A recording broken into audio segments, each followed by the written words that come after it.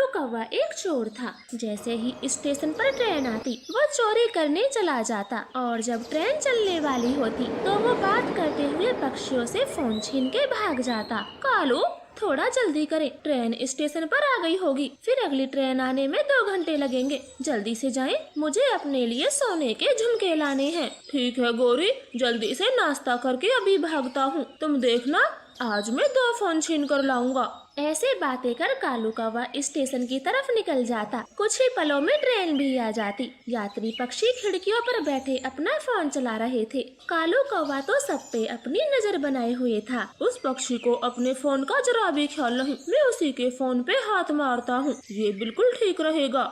धीरे धीरे सब पक्षी ट्रेन में चढ़ जाते हैं। कालू कौवा भी आगे बढ़ता और जैसे ही ट्रेन चलने वाली होती कालू कौवा तो उस पक्षी का फोन छीनकर भाग जाता। ट्रेन की रफ्तार थोड़ा तेज हो गई थी तो कोई भी ट्रेन से उतर नहीं पाता। अरे वाह, आज तो आईफोन हाथ लगा है, मेरे तो मजे आ गए। गोरी को झुमके भी दिलाऊंगा और अपने लिए कोट पैंट खरीदूंगा, आज तो मेरे मजे आ गए। ऐसे कालू कौवा खुशी खुशी फोन बेचने की दुकान पर जाता और आईफोन निकालते हुए बात करता। देखो भैया, आज तो बड़ा फोन लाया हूँ, पैसे थोड़े ज्यादा देना, पूरा 1 लाख का फोन है। अरे चल चल, पागल हो गया है क्या?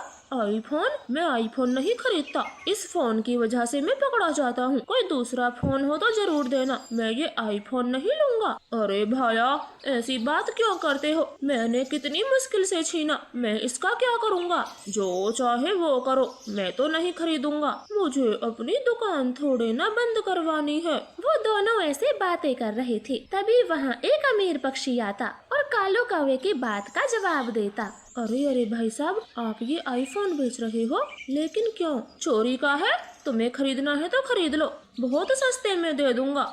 हाँ हाँ भाई, बताओ तो सही, कितने रुपए में दोगे? बस बस 5,000, 5,000 में दे दूंगा।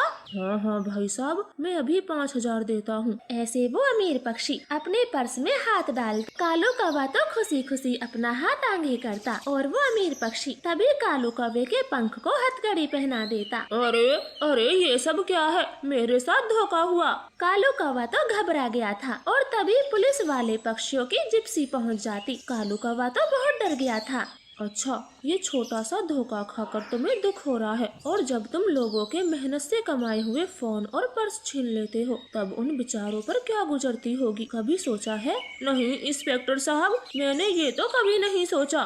ठीक है, तो अब जेल में सोचना। हवलदार, इस कौवे को गिरफ्तार करो। ऐसे पुलिस की जिप्सी कालू कौवे को जेल ले जाती और उसे जेल के अंदर डाल दिया जाता। कालू कौवा तो बहुत डर गया था और मन ही मन कभी न चोरी करने की कसम खाता। बस एक बार यहाँ से जान छूटे, फिर मैं कभी चोरी नहीं करूँगा। प्लीज गौरी, मुझे छुड़ाने आ जाओ, मैं जेल में रहना नहीं चाहता। अरे बदमाश चोर कौवे, अकेले अकेले क्या बड़बड़ा रहे हो? शोर किया तो डंडे से पिटाई करूँगा। चलो अब चुप करके बैठ। कालू कौवा चुप हो गया था। इधर गौरी को कालू के जेल जाने की खबर मिलती, वो भी बहुत डर गई थी।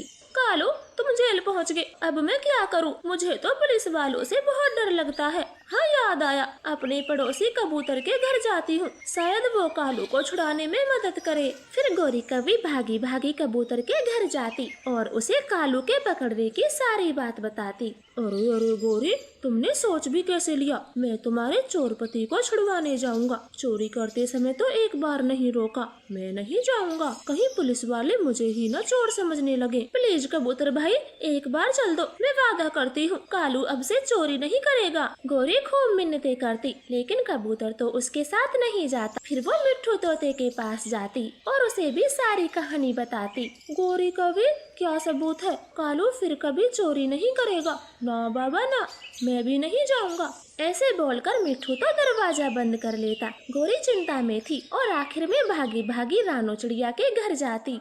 रानो बहन, कालू को छुड़वाने मेरे साथ चले, उसे पुलिस ने पकड़ लिया। प्लीज रानो बहन, मना ना करना। गौरी बहन, आप शांत हो जाएं। लेकिन कालू भैया को पुलिस ने क्यों पकड़ा, मुझे आराम से बताएं, आखिर बात क्या है? वो चिड़िया, कालू चोरी करता था, उसने कल आईफोन चुरा लिया और पुलिस वाले पकड़ के ले गए, कृपया मेरी मदद कर दो। लेकिन गौरी, आपने तो कहा था कालू स्टेशन पर पानी पूरी बेचता है, वो चोरी करता है, ये तो आपने कभी नहीं बताया।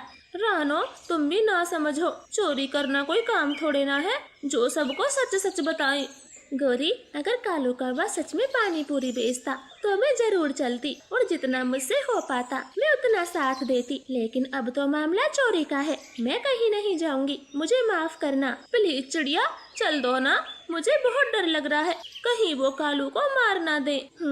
अब तो अपने पति का डर लग रहा है, और जब वो आते जाते पक्षियों की चीजें चुराता तो तुम्हें बहुत मजा आता होगा। अब जाओ यहाँ से, मैं तुम्हारी कोई मदद नहीं करूँगी। गौरी कवि यहाँ वहाँ भागकर थक गई थी और आखिर में अकेले ही पुलिस स्टेशन जाती, जहाँ कालू कौवा तो जेल में बैठा था। दरोगा साहब, मेरे पति को छोड़ दो, मैं उसे लेने आई हूँ। अच्छा, तो तुम हो इस चोर की पत्नी। लेडीज पुलिस, इसे भी अंदर करो, ये भी इसे चोरी करने को उकसाती थी। इसने खुद ही बयान किए हैं कि मेरी पत्नी ने झुमकों के लिए मुझे चोरी करने भेजा। फिर गौरी कवि को भी अंदर डाल दिया जाता। वो दोनों तो बहुत डर चुके थे और पंख जोड़ के सबसे माफी मांगते। प्लीज दरोगा जी, हमें बाहर कर दो, अब से हम मेहनत करके खाएंगे, कभी चोरी नहीं करेंगे, आप चाहे तो हम पे नजर रखना। हाँ दरोगा साहिब, मुझे पानी पूरी बनाना अच्छे से आता है, मैं अब से पानी पूरी बेचूंगा, आप चाहे तो मेरे ठेले से पानी पूरी खाना। ऐसे दोनों काफी देर तक माफी मांगते, फिर पुलिस दोनों को छोड़ देती है। कालू कौवा तो सच में सुधर गया था, वो अपना पानी पूरी का ठेला लगाता और पूरी ईमानदारी से काम करता और उनकी खूब अच्छी कमाई होती, जिससे दोनों पति पत्नी की खुशियों का ठिकाना नहीं था। ये